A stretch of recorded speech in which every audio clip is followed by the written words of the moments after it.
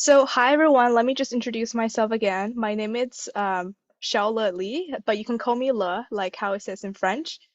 And I'm a first year medical student at U of T. So, just some important pre-seminar information before we begin.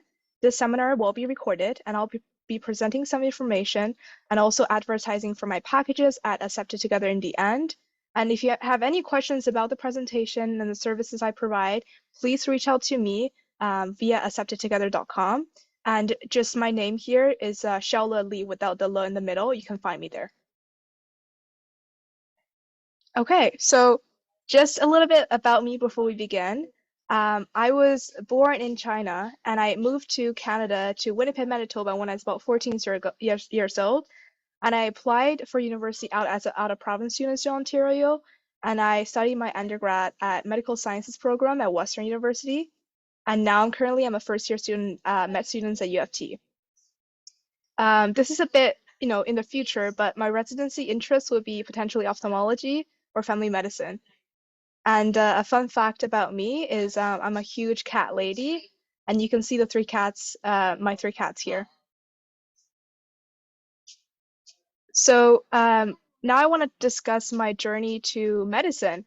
So as I mentioned, I completed high school in Winnipeg, Manitoba, and I applied to Ontario University for school, and I got into Western University. I'm currently studying, or I was studying, physiology and pharmacology as my honor specialization.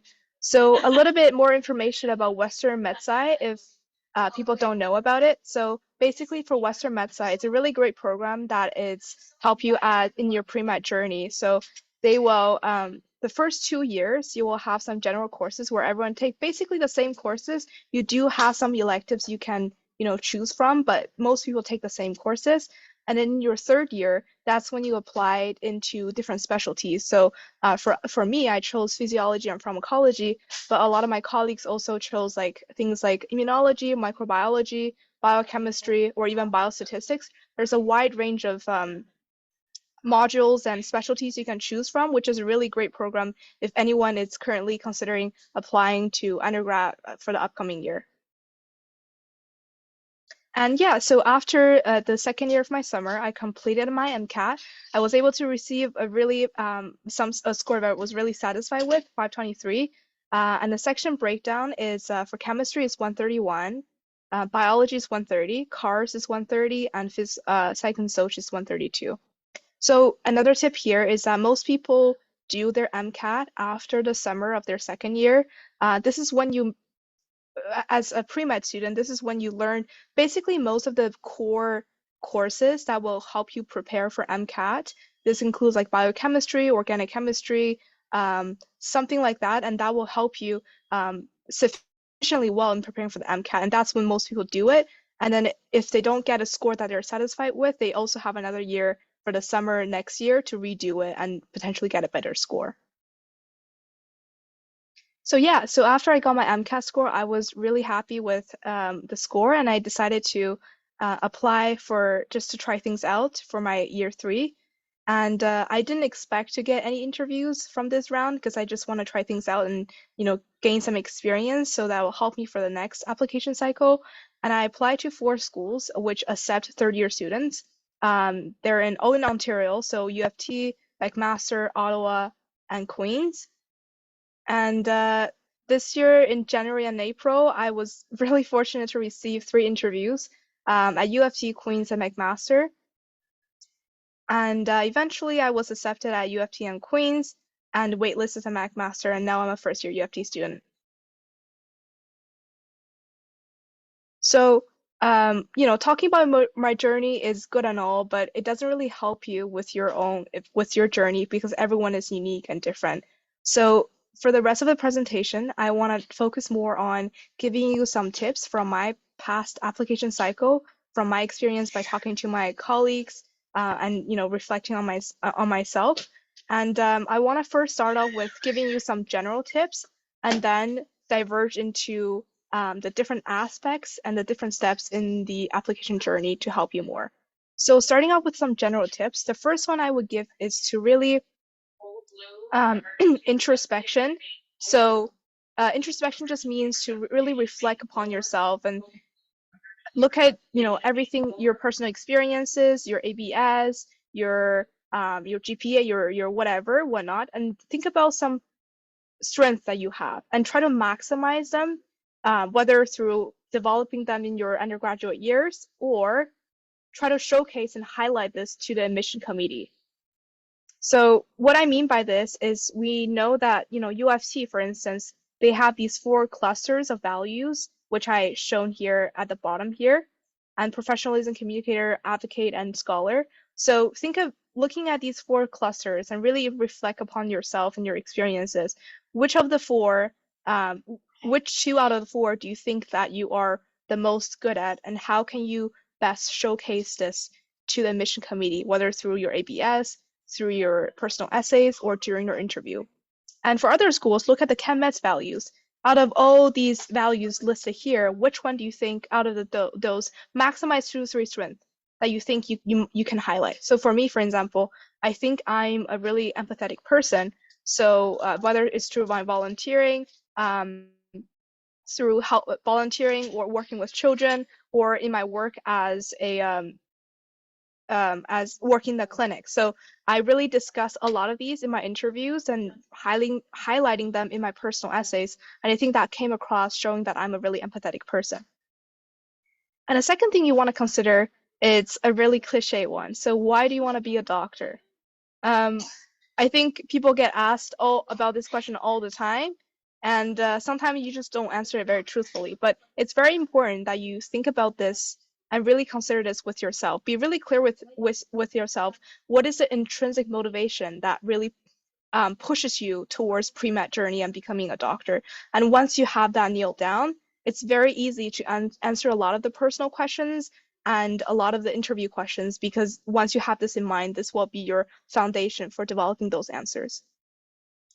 And in terms of, introspection, you should also consider about your weaknesses and start thinking like someone you want to be, right? So if you think that you are weak on one of the ChemMed roles, how do you start thinking about issues and consider things from a doctor's perspective and from a ChemMed's perspective? And I find that this to be particularly useful for Casper, because Casper presents you with a lot of really difficult and controversial scenarios, and sometimes in your real life you can start to make things up, start making some Casper question up. So for instance, if I'm doing a group project and I saw one of my classmates being late to a meeting, right? I can start making the situation worse, saying, okay, hypothetically, if I were in a group project and my classmate, instead of not just showing up late once, never shows up, what should I do in this situation and how do I do it? So I think it's a fun little mental game you can do in your daily life, and just to make really bad Casper situation up and how do you resolve these issues. And I think this will be particularly useful when you write your Casper, but also in your interview where if you encounter a situation in the MMI station, this will help you a lot as well. And the third tip I would give you is to really don't be afraid to ask for help. When I was writing my essays, I was kind of embarrassed to share them with people, because I was like, maybe they're not good enough, people will laugh at me. So I waited until the very last minute to show people, and I received like tremendously helpful feedback from people, and I think which really contributed to helping me, succeed in my application cycle. So asking for help from friends, from mentors, or from people who have been through this process, like consultants like us, can help you tremendously to help you, identify the gap in your application, bring in the points that you have not recognized or considered before to make your application stand out even more. I think the fourth one is to know your schools, right? So I suggest you, if you haven't done so already, create a Google Doc or Excel sheet where you write down all the requirements, all the relevant deadlines, and the things that the school value and their interview type. And then just really keep this master sheet, on your laptop or on your phone, and just really look at them as you go. And this will keep you organized and not miss any deadlines, and let you be prepared for any upcoming interviews and stuff like that. And the last thing for general tip is to really enjoy the process. I think it's very easy to get lost in the process and get really stressed out by deadlines and the results of this application cycle. And I think one way to make this better is to keep a really positive mindset, almost like if you think about, you're already at the stage. You're already applying to medical school. This is such a huge accomplishment. You have worked so hard to get to the stage, and there's nothing wrong to enjoy the process and really um be in it and be reflective and be positive and be willing to improve and improve. I think that makes a huge change in your mindset, and that really helps you to improve your performance on interviews and such. Okay, so MCAT and Casper. So for MCAT, I don't want to give too much advice because there's not a only way to prep for it. I think there's many ways. Like a lot of people self-study, a lot of people get tutors, such as those on Accepted Together, or they just sign up a course with prep company like Princeton Review. I think only the right way for you is basing on several factors, such as your level of knowledge, your studying habits, or self-discipline. So, for instance, if you already know this material, such as biochemistry, you already took the course and you know it very well, maybe self-studying is very sufficient for you to do well on the section. However, if you haven't done this before, such as if you never taken a psychology or sociology class before, maybe getting a tutor and will help you a little bit more for understanding the material deeper um, with more depth.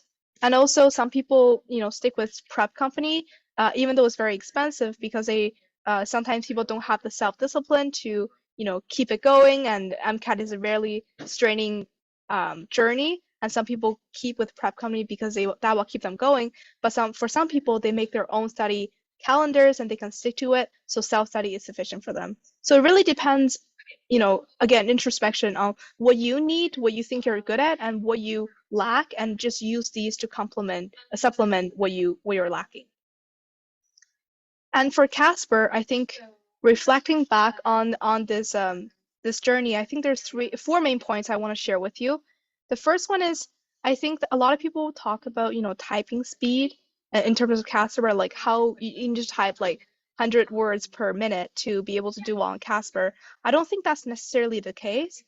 Although personally I am a fast typer, I'm like above average, but I find that during Casper, when I get nervous, my fingers gets kind of rigid and cold, so I tend to type things and spell things wrong. And that's really not good because you have to delete them and do it over again. And sometimes I find that I didn't finish the questions in time before, the timer's out. So I think looking back, one thing that I hope that I improved upon is really to start writing clearly and concisely. So you don't have to write, 100 words for each response for it to be, fourth quartile.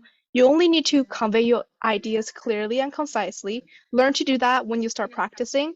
So that way you don't have the stress to type really fast so that you have to type a lot of words within the 5 minutes, but you can also convey your ideas to finish all the questions in time. And the second thing is probably most people tell you is to find a structural template. There's a lot of structural templates you can find online from like BMO, or like if you just search structural templates for Casper.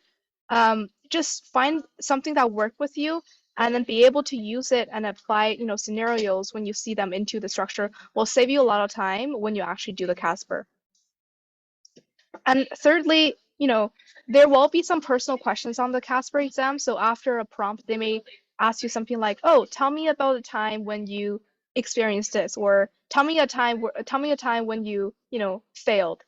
And so it's important to reflect on your ABS and think about what kind of personal story you can get from these ABS, and kind of remember them and be able to utilize and be flexible with them in your actual Casper test. And fourthly, I think, practicing alone is good, but it's also very important to practice with other people. This allows you to look at the prompt from a different perspective because everyone look at things differently. And sometimes looking at other people's response may inspire you to improve upon your answer. And it's very important for Casper to look at things, consider things from a different perspective because Casper is all about, differential hypothetical situation, consider things from multiple lens, and don't be judgmental and don't be too fixed on your ideas. And just lastly, I just want to note that U Ottawa doesn't consider MCAT and UFT doesn't look at Casper. Okay, so ABS. ABS, most people, if you ask med students, they will tell you like, do things that you're passionate about, do things that you love, and don't really fix it upon one template. Nothing, there's no right answer for what it should be included in your ABS. And I agree with that. But I have a caveat to this. So for the first year in undergrad or in your high school or the first few years of your undergrad, I encourage you to step out of your comfort zone and try things that you may not think you liked before. Whether this could be student council, clubs, sports, volunteer research, etc. Try things, diverse things, and try many different things. And the caveat to this is that because when you enter first year, you likely won't get a position or a role that requires a ton of time commitment. So most of the ones that I involve in first year only requires like 1 to 2 hours a week or even less than that. And this allows you to be more flexible and you're able to take on multiple roles without being burned out and, being really tired. However, as you get on moving on to your second year and third year, you're likely apply to more senior positions like being a VP or even a president or like a student leader in the organization you're in. And that's when you should start narrowing down your commitments basing on your interest. So, first year it's just to really explore what things you like and what things you don't like. Maybe when you got into student council that you have never been on before, you're like, oh, this is something I never thought I'd enjoy, but I actually do. And that really allows you to continue with that involvement and really apply to senior positions and, climbing up the ladder, if you will. And then for the things you don't really enjoy and you kind of really disliked, you can discontinue them and really focus on the things you love. So for the third and fourth year or even the second year, I would emphasize long term over multiple short term, quality over quantity. Because one day people look at your ABS, you want it to tell a story. You want it to show your characteristics. You want people to look at you as someone who's willing to step out of their comfort zone to try diverse things, but also someone who is able to stick to something and commit it long term. And the last point I want to discuss is don't be afraid to try new things midway. So let's say if you're, applying this cycle and you're finishing up your ABS and you just found a really great opportunity and you're like, darn, I wish I started this earlier. Like, I'm not sure if I should take on this now that I already submitted my application. If it's something that you're interested in and you think it's a really great opportunity, I encourage you to take it on if you can. Because for me personally, I started working at a clinic in my third year, and even though it was not on my ABS, I discussed it a lot in my interview because it really helped me understand what is it like being a patient and how to interact with patients. And it really helped me stand out a lot, I believe, in my interviews. I think even though it was not on my ABS, not included in my, application per se, I was still able to get a lot of lessons and takeaways out of that role. Okay, so now moving on to the personal essays. The personal essays are personal, so try to focus on yourself and be authentic and genuine. When I first started writing my essays, I always try to like use all the fancy words and all the, complicated sentence structures and thinking that this will make me stand out. And then I showed it to my a medical school friend, and he was telling me how my language is beautiful, but the content was very poor. So I was too fixated on, being a good, you know, being a good English student, but not really focused on a content. For the ABS, or sorry, for the personal essay, you can just use clear and concise language to convey your ideas. You don't have to use really like fancy words and complicated structures. As long as you can convey your ideas genuinely and, clearly, you're good. And another thing I want to emphasize is that this is a story and not an essay. I hope that you can build a narrative and try to add as much personal components to support your arguments as possible. So I have also read the prompt for this year's UFT essays, and I can say that the second question, which is the AI question, is really hard to make it very personal, right? So I would suggest if you look at this and start to making your arguments, think about how AI differs from people and how things happen in your life may have made a similar point to that. So, for instance, if you were working with someone and then you realize what you were doing, which are kind of AI liked, was very different, was really hard to connect to people or something like that, and you change your perspective or you change your way to approach people, and that make you a lot more personable, a lot more easy to talk to, then that's something you can include in the AI question, right? So what I mean by this is that a lot of people are gonna write really analytically, like really analytically comparing the pros and cons of AI. But if you can include a lot of personal components, a lot of personal stories to support your argument, it will make your essay stand out a lot more. And because at the end of the day, this is a personal essay about you, not about AI. And for drafting your personal personal essay, and what I like to do is to start personal. So what I mean is when you start to think about ideas and stuff, think about what kind of personal story you can incorporate. And forget about ChemMets, forget about UFT clusters, just really write this personally. And once you have all your meat down, all your content down, all your personal stories down, you can then put your ChemMets on the side and see, okay, which cluster have I hit? Which is the strongest? Which is the weakest? And how can I, perhaps twist a word, add in a little more content, delete this, take this out, put this in to make it a little bit more and hit all the clusters. So if you look at ChemMets first before you start writing, it will make you a lot more fixated on these ChemMets roles. And when you finish writing it, the ChemMets roles will look very intentional. Like the things hitting on the ChemMets will look a lot more intentional as opposed to when you write it personal first and then you add in the ChemMets. It flows a lot better and it sounds more authentic and genuine. And the last point is to really get feedbacks, but not too much feedback. What do I mean by this? You're likely going to get very different opinions from people regarding this essay. So I would only ask you to send this to people who you would actually listen to. So if you send it to a wide range of people, people are going to give you different ideas and different comments, and that will just make you very confused.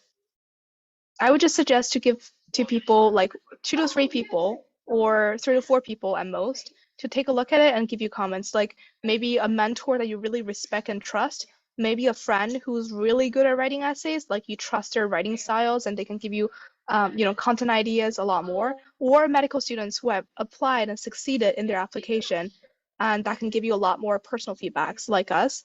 We can give you a lot more feedbacks because we have been through the process before and we you know, have some personal experience with this process and we can give you a lot more valid feedbacks as opposed to you sending to like 10 friends and having them give you feedbacks. Everything is different. It's really hard to incorporate.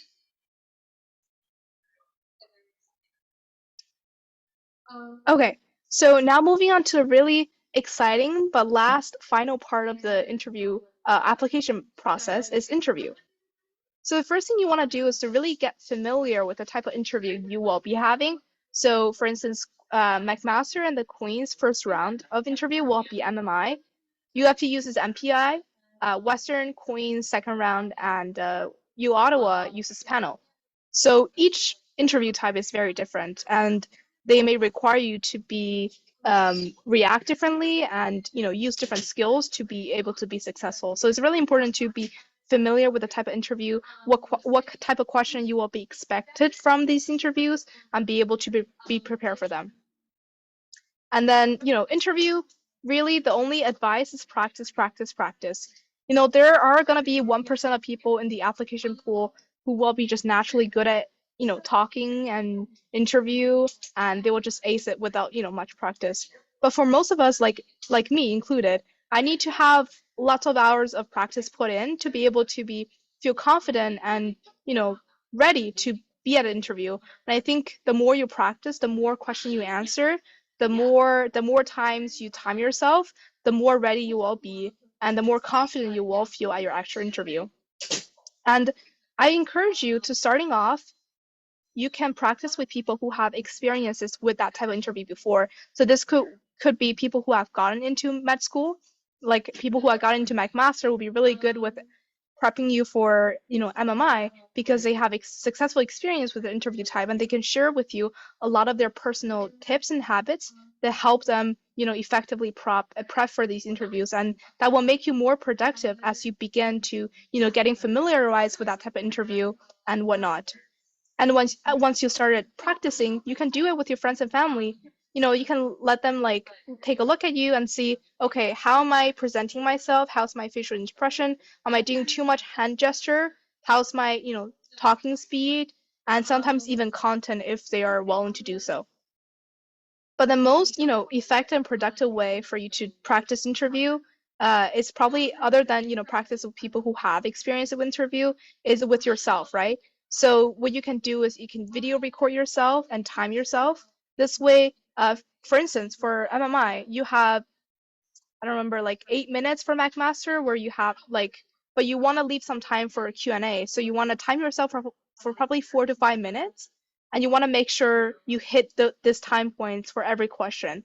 So you have to ensure that the level of content you discuss, your speaking speed, and also the time to have to be, practiced well enough so that you're ready for this. And for video record, the good thing about it is you can stop it and then rewatch it and see which area can you improve on. Maybe there's some words that you just keep saying, but it's not really necessary. For instance, some people like to say so, like in their interview, and then that really adds up a lot of, unnecessary stops or spaces that doesn't sound fluent to the people listening to you. And recognizing this by rewatching your videos allows you to like effectively or more consciously avoid saying those things to a really excessive extent. And the environment for, practicing interviews in, it's very important. So I would suggest that you practice as if you're doing the actual interview. So find a place where there's a white wall behind your back. This is when you will actually do the interview. You have to have like a clean background and then dress in a way that was professional, that you would actually dress during the actual interview. And then this allows you to prep your environment so that you'll get used to it. And then that will reduce your stress on the actual interview day. So the environment will not be an additional level of stress for the actual interview for you. And lastly, for question banks and answers, especially for panel, this is useful.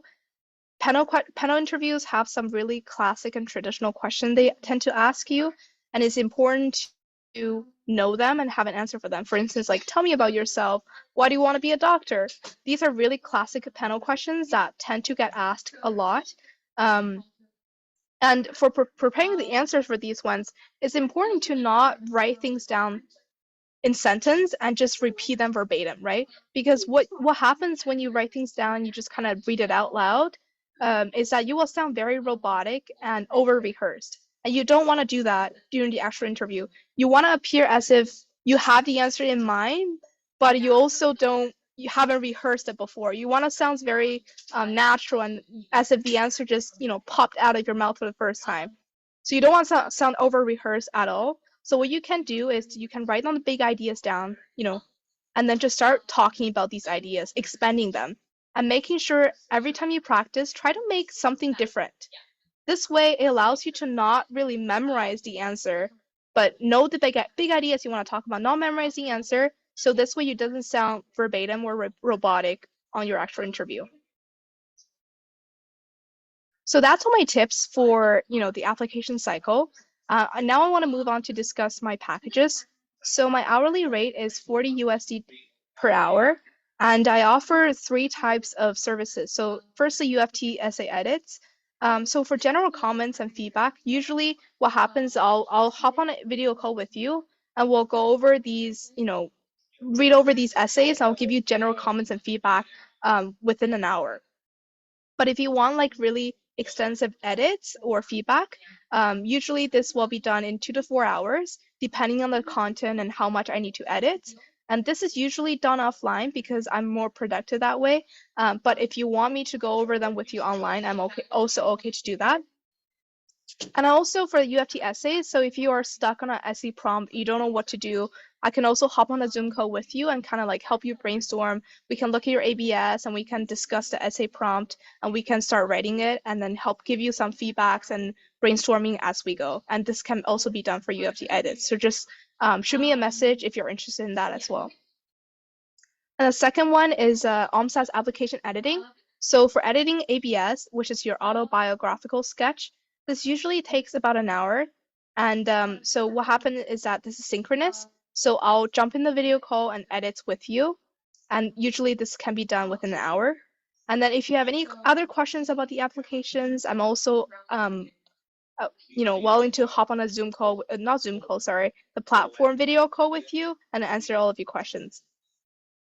And lastly, around the interview prep season, I offer interview prep for MMI because I interview at McMaster in Queens, and PI because of U of T, and then panel interviews because I interview at Queens for their second round. And also for Western and U Ottawa, it's also panel, so it's very similar, so I can also do them as well. Usually what happens is there's going to be a 1 hour session, and then it will begin with a mock interview. So for the mock interview, I want this to simulate the actual interview. So I'll need you to, come into the video call being ready to start talking. So you'll need to dress appropriately and then have your background ready. And I'll be the interviewer and I'll ask you questions based on the interview style. The questions either I prepped or of your choice. And then after the mock interview, which usually takes about 20 to 30 minutes, depending on the type of interview. MMI for McMaster tend to take a little bit longer. MPI for UFT tends to be shorter. But depending on the type of interview, we'll stop it and then give you feedbacks and maybe if we have time to practice more questions. And then I do offer like a discounted 5-hour bundle for interview prep. So it'll be 180 USD for 5 hours, which is a 10% off. And that concludes my presentation. And so the barcode here is if you scan it, it's gonna link to my profile on Accepted Together. So just let me know if you have any questions.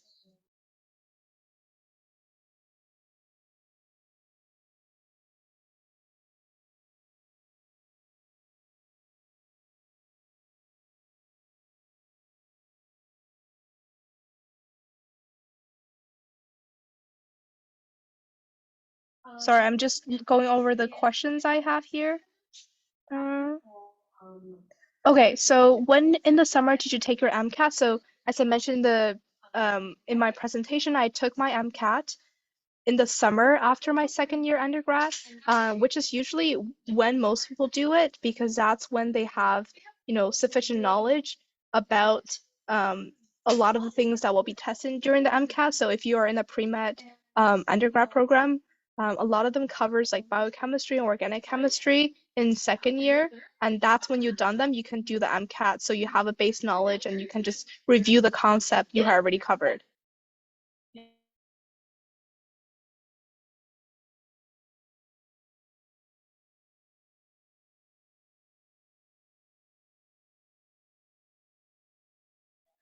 Is it okay to discuss an experience that occurred prior to the age of 16 in the personal ABS? Yeah, so it's the annoying thing about ABS is it only allows you to include things from when you're 16-year-old. So you're still able to include whatever you have, like a sport event, but you can only include it. You can only count the hours or the start date from when you're 16-year-old. So you're okay to discuss it in your personal essay, and I think you can also even specify in your personal essay that you started when you're very young. But it just for the ABS purpose, they only count it since you're 16-year-old for the hours. How important is clinical experience? So clinical experience as in shadowing. I would say it's probably very important for this if you want to apply to the States. But for Canadian schools, they don't require you to have, or even for schools like UBC, they even just encourage you to have clinical experience because a lot of schools are concerned about like patient confidentiality and violations. So it's you don't need to have any clinical experience for medical schools. So like I mentioned, I actually didn't have clinical experience when I applied. That's before I got the job at the clinic. But that was after I submitted my application, so I didn't actually have any clinical experience in my applications, and I still succeeded. So, you know, and that just goes to show that you don't really need a clinical experience, and it's more about, the things you do and things you love, and how long have you done them, and how many hours that you have done them. So how much is my rate in Canadian dollars? So actually, the platform charges in USD automatically. So I actually don't know how the conversion is gonna work. So I only know that when you pay, I guess it automatically like converts into USD. Sorry, converts your Canadian dollar into USD when you pay. So I think you can probably do it from like a Google conversion or something to see how much it would be. But sorry, I'm not very aware of that.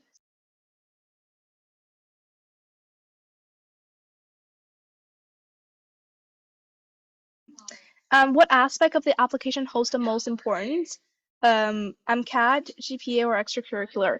That's a really good question, Ria. I think um, so. This comes to my tips about getting to know your schools and their requirements, right? So each schools will value different things to a different extent. So for instance, McMaster, they only look at three things: your MCAT, your CAR scores from your MCAT, your GPA, and your Casper score.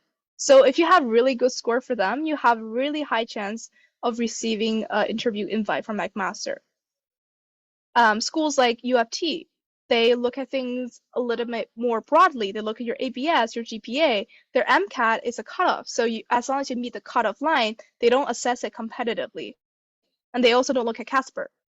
And for instance, Ottawa, they don't look at MCAT, but they do look heavily on Casper and your GPA and also your ABS. So in terms of what is most important, there's not really a most important thing for every school, but each school values things differently. So it's really important to know each school's requirement and what they value, and be able to assess how likely you will receive an interview invite that way.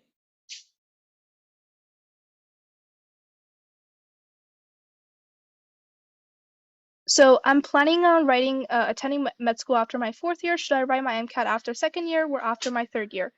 So that's a good question. A lot of people, so as I mentioned before, a lot of people write their MCAT after second year. This is similar to how sometimes people apply during third year, right? So this is a trial and error process. Some people just gonna see how things go and try it and see how MCAT is like during their second year.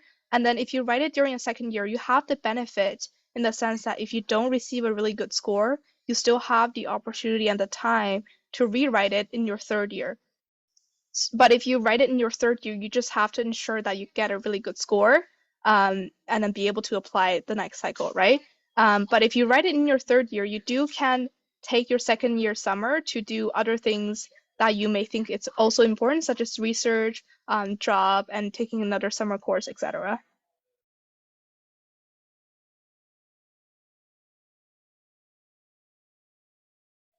For ABS, so if you started something before 16 and then continue it, it will just start counting when you're 16. So it'll just the hours or the start date you put down would just be when you are 16, and then on whatever onward it would be. Is research experience necessary? Um, yeah, so this is a question that, a lot of people are wondering about. So like, do I have to have research to get into med school? As I mentioned, McMaster, for instance, they only look at your GPA, Casper, and CAR. So if you have really good scores in all of them, then you don't need research to get in. For other schools, having a research won't be a determining factor of whether you get into med school or not, but it certainly will be a bonus to your application, right?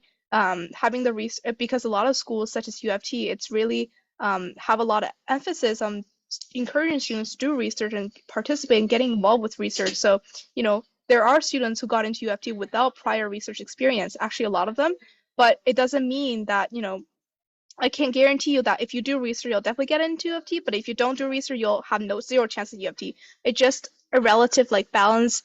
Getting the research is definitely good, and it'll, increase your chance for your application, but it doesn't guarantee that you'll get into the school. Oh, the next question. To which extent do you believe research experience is essential to getting accepted at U of T? Um, obviously I'm not on the admission committee and I can't say that for sure. Um, but I do think that there are multiple different values that U of T assess when they consider applicants. So if you look at the U of T, if I can share my screen again. So if you look at, if you guys can see at the bottom corner, so the cluster, right? This is the UFT 4 clusters. These are the 4 values they assess applicants. So you can see that Scholar is only a quarter of this cluster, right? So Scholar is when you have like research and, academic achievement. So if you think about it, it's only a quarter of, what they assess applicants in. So they're, you know, 3/3 of them are like different things like being a social advocate, being a being a professionalism, being a communicator. So there are a lot more things to UFT than just research. So I would say if you look at this cluster this way, 1/4 of them research is taking a part of. What GPA is needed to get accepted at UFT, and is okay to have a few Bs. So this year, if you look at the admission stats, the average GPA accepted at UFT, I believe, is 3.93. And I know friends who are in UFT Med who have lower GPA than that. So it really doesn't, there really isn't like a fixed or GPA you need to get into UFT, because what UFT does is it doesn't really look at your GPA only. It also considers a wide range of factors like your ABS, your personal essay, your interview score. So you surely can get into UFT with a, below average GPA. It's just that you need to have, better things from things that stand out more in your other, application components. I'm very Well, sorry, guys, but we do have to oh, move on to